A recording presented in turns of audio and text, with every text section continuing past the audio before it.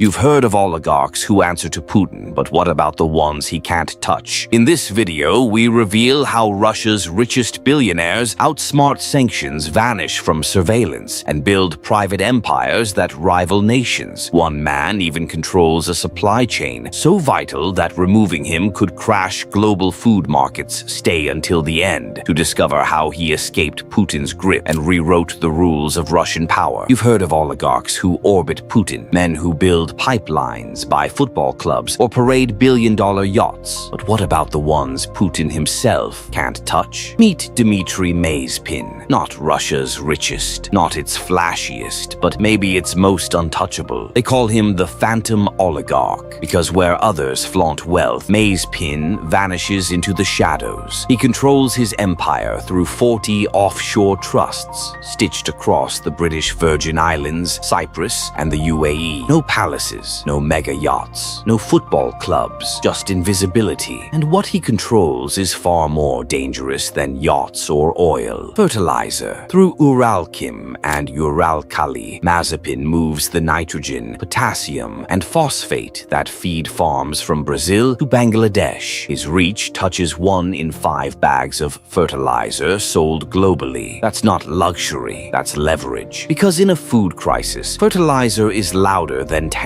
Analysts value his portfolio at above $10 billion, though you'll never see it in his name. Shell companies in Switzerland, holding firms in Hong Kong, layers upon layers of camouflage. And when sanctions came in 2022, he was briefly listed. Weeks later, exempted. Why? Because when one man can make wheat unaffordable in 6 countries, you don't sanction him, you negotiate with him. And Mazepin knew it. No Kremlin banquets, no public appearances. He doesn't need them. His empire isn't Russian, it's global. While others flex with headlines, he manipulates with harvests. He is the oligarch who never shows up because he's already there, wired invisibly into the global food chain. Some billionaires buy yachts. Andrei Melnichenko built a warship disguised as one. At first glance, his vessel sailing yacht. It looks like a floating sculpture, 468 feet of glass and steel, masts taller than Big Ben, and 8 towering decks. It cost over $500 million,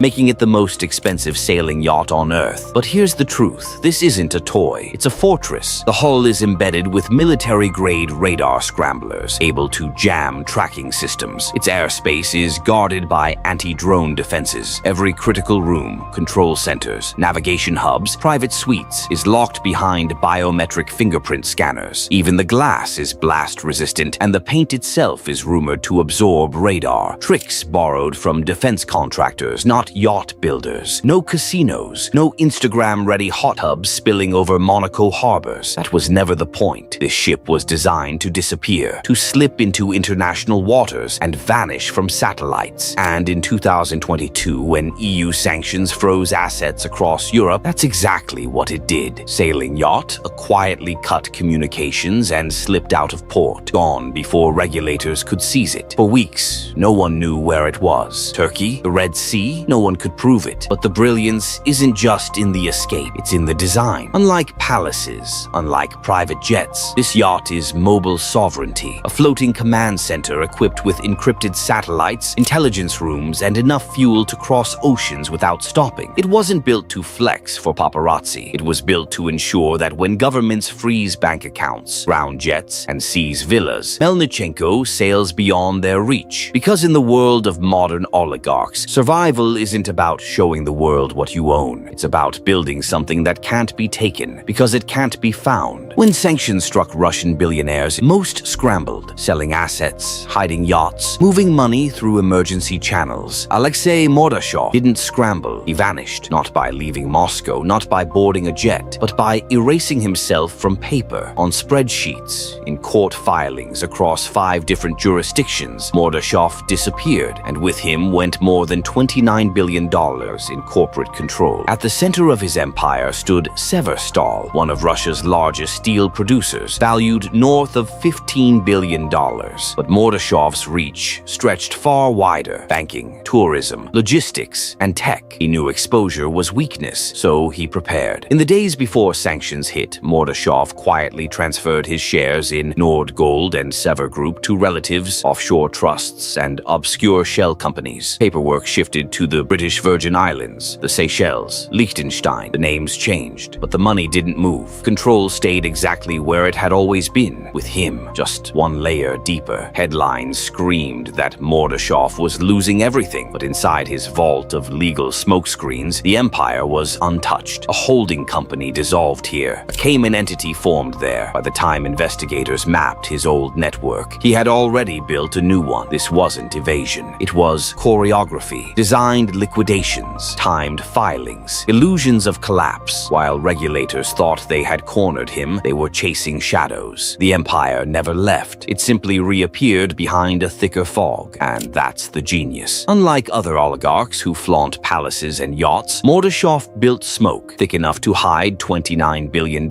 in plain sight. When the air clears, the empire will still be there, only harder to find and even harder to touch. Most oligarchs build fortresses out of concrete, pipelines, or ships. Vladimir Lysin built his out of encrypted data. His fortune, valued at over $23 billion, is forged in steel. Through NLMK, Novolipetsk Steel, he runs one of Russia's largest producers, supplying everything from high-grade sheets for skyscrapers to specialty alloys that quietly flow into Russia's defense sector. But steel is only the surface. The genius lies in how he hides it. Every layer of Lysin's empire is reinforced with digital armor. His logistics hubs operate inside Faraday-shielded control rooms, blocking wireless signals, preventing remote breaches. His divisions communicate through air-gapped networks, physically cut off from the internet, the kind of architecture usually reserved for nuclear plants and intelligence agencies. Contracts and shipping manifests, routed through blockchain ledgers detached from Russian databases. Data packets are encrypted, triple authenticated, and then bounce through satellite uplinks in Switzerland before hitting clients in Asia or Europe. It's not just cybersecurity, it's industrial cloaking. While other oligarchs rely on private armies, Lysin deploys cryptographers and ex-intelligence officers to make his empire invisible. Not defended, not hidden, disappeared. And it works. When sanctions froze assets and grounded private jets, Lysin's operations kept moving. On paper, his supply chain looks like a decentralized web of trading firms across Austria, Belgium, the UAE, and Singapore. Some clients didn't even realize their shipments traced back to Russian steel. But make no mistake, they did, and they still do. Because Lysin understands something most billionaires don't. In today's world, the strongest fortress isn't made of stone or steel. It's made of servers, air gaps, and firewalls. That's how you turn a $23 billion steel empire into something more powerful than tanks. A ghost network coded in silence. Igor Sechin doesn't smile for the cameras. He doesn't need to. For nearly 2 decades, he has been the most feared man in Russian business, second only to Vladimir Putin in both power and paranoia. As CEO of Rosneft, Russia's largest state oil company valued above $75 billion, Sechin doesn't just oversee energy. He controls the bloodstream of Russia's economy. But Rosneft is only the surface. Sechin's real empire is influence.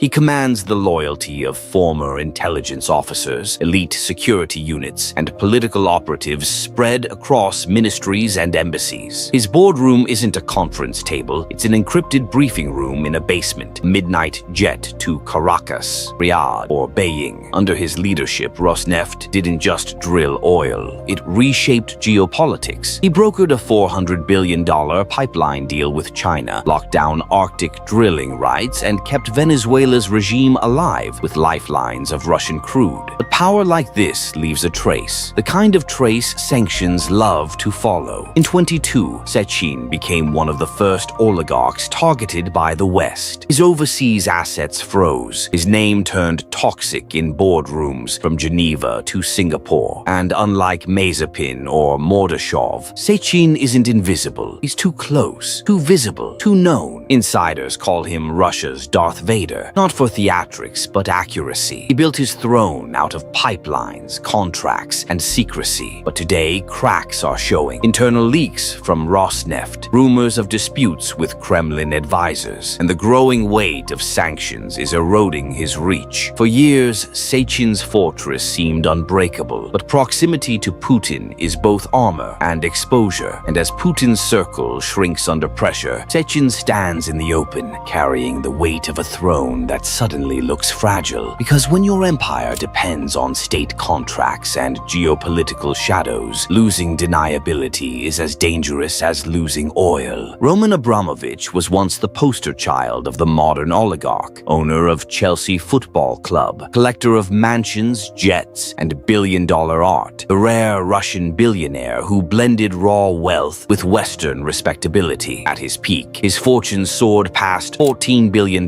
woven into steel, real estate, and a $700 million super yacht called Eclipse. He wasn't just surviving post-Soviet capitalism, he was mastering it. But that version of Abramovich no longer exists. In 2022, during back-channel peace talks between Russia and Ukraine, Abramovich reportedly suffered symptoms of poisoning. The incident wasn't fatal, but it was transformative. Something snapped. The oligarch who once sought headlines suddenly began vanishing, not physically, but strategically. The sale of Chelsea FC wasn't just a business deal, it was an exodus. For $5.25 billion, Abramovich offloaded the crown jewel of his public persona, pledging the proceeds to humanitarian causes, a gesture that doubled as reputation armor. Behind the scenes, assets scattered like smoke. Eclipse disappeared from the radar. Villas in London, St. Bart's, and the Côte d'Azur quietly shifted to relatives and foundations. His Gulfstream jet began flying erratic routes, re-registered under shell companies that regulators could never quite pin down. And then came the rumors. Abramovich, the man once tied to Putin, was now whispered to hold a Ukrainian passport, a fact neither confirmed nor denied, a move that placed him in a legal gray zone where no government could fully touch him. Today, Abramovich exists in a space most oligarchs fear to enter, between diplomacy and disappearance. When sanctions froze assets and revoked visas, most thought Russian billionaires would panic. They didn't, because their true home wasn't Moscow. It was already built inside offshore trusts, holding firms and routing numbers. Before governments ever reached their yachts or villas, the wealth was gone, moved into four-layer ownership webs across Liechtenstein, Cyprus, Singapore, and the Cayman Islands. A $300 million asset might technically belong to 5 companies in 5 countries. That's not secrecy, that's architecture. Mazepin wired himself into the food chain. Melnichenko built a militarized yacht designed to vanish. Mordashov perfected the art of corporate disappearance. Lysin cloaked his steel empire in encrypted code. Sechin ruled oil like an empire, only to feel his throne crack under exposure. Abramovich reinvented himself after poison,